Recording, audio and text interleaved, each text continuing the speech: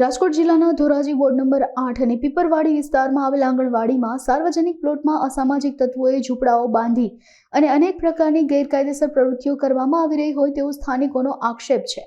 આંગણવાડીના 40 થી 50 નાના બાળકોને અભ્યાસમાં અને રમતગમતમાં ભારે મુશ્કેલીઓ સહન કરવાનો વારો આવ્યો હોવાનું સ્થાનિકો જણાવી રહ્યા છે। તેમજ છેલ્લા ઘણા વર્ષથી આ સાર્વજનિક પ્લોટમાં ગેરકાયદેસર પ્રવૃત્તિઓ થઈ રહી અને રહેવાસીઓને ભારે મુશ્કેલીઓ સહન કરવી પડી રહી છે, ત્યારે આ ગેરકાયદેસર જે દબાણ કરેલ છે તેની સામે કડકમાં કડક કાર્યવાહી કરી અને ગેરકાયદેસર દબાણ દૂર કરવામાં આવે તેવી તંત્રએ સ્થાનિક લોકોને માંગ કરી છે।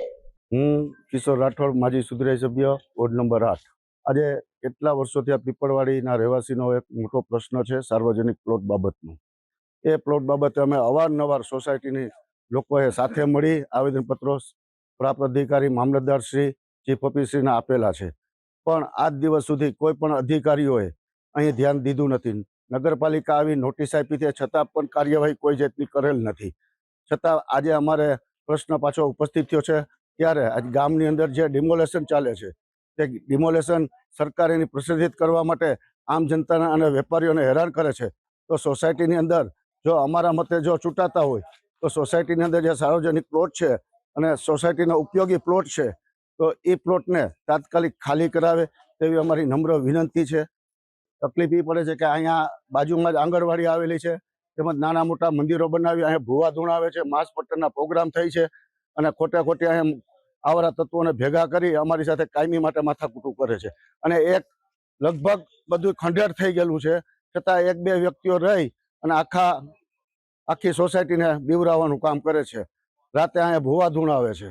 અમારી માગણી છે એવી છે કે તાત્કાલિક ધોરણે જે ગામમાં ડિમોલેશન હાલે છે તો આ જોઈ અહીંયા તાત્કાલિક આ ડિમોલેશન કરી અમારો સાર્વજનિક પ્લોટ સોસાયટીનો ખાલી કરાવે। મારું નામ રાઠોડ પ્રિયંકા છે। અમે ધોરાજી શહેરમાં રહીએ છીએ, પીપરવાડી વોર્ડ નંબર 8 માં અમે રહીએ છીએ અને અમારા ઘર પાસે આંગણવાડી આવેલી છે, ત્યાં ગેરકાયદેસર છે ને આ લોકો ભૂવા ધોણાવે છે ને ખોટું હાથે ગાયરું બોલે, છોકરાઓને રમવા નથી દેતા અને આ છોકરાઓ રમતા હોય તો એને ગાયરું બાજી કરીને એ લોકોને હટાવે છે। છોકરાઓ માટે આ ગ્રાઉન્ડ સાર્વજનિક છે, છોકરાઓને રમવા માટેનું કંઈક કરો, અમારું ભણતર રૂપ નડે છે, આ લોકો બાજે છે, હાથે ખોટું ઓલું કરે છે।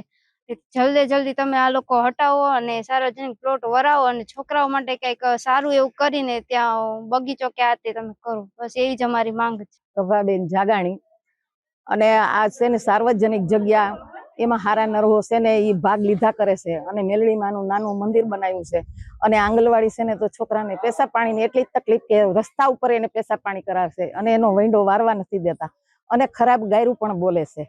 અમને બહાર જ્યારે ભેગા કરીએ ને ત્યારે આવા બધાને હું ગાયરું જ બોલ્યા કરે છે, હાલતા ને ચાલતા રહેશે તો 2 જણા પણ ખાલી કરવા નથી દેતા। અમારી માગણી છે કે સાર્વજનિક ખાલી કરી દે અને છોકરાને રમત ગમતનું સારું એવું કરી દે ગાઉન તો મજા આવે બધાને। મારું નામ જલ્પા વ્યાસ છે। અમે વોર્ડ નંબર 8 પીપરવાડીમાં 40 વર્ષથી રહીએ છીએ। ત્યાં અમારે એક સાર્વજનિક પ્લોટ અને આંગણવાડી છે।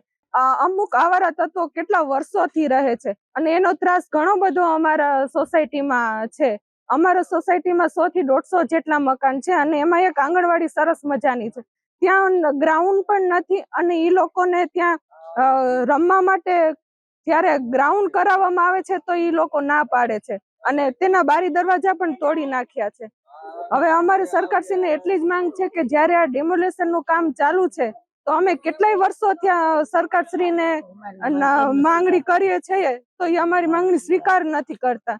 આ અમારો 4થો થી 5મો રાઉન્ડ છે, આ રીતના અમે અરજી કરેલી છે, તો અમારી એટલી જ માંગ છે કે અમને આ જલ્દી અમારું કામ પૂરું કરે અને અમારું જો હવે આ કાર્ય નહીં થાય તો અમે નગરપાલિકાએ પણ જઈને અમારો ચૂંટણીનો પણ બહિષ્કાર કરવા તૈયાર છીએ।